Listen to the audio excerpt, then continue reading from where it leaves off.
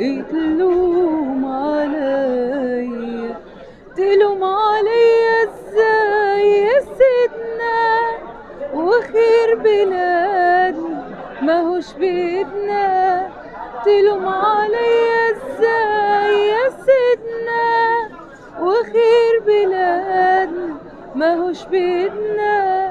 قولي عن أشياء تفتنا وبعدها بقلوم عليا.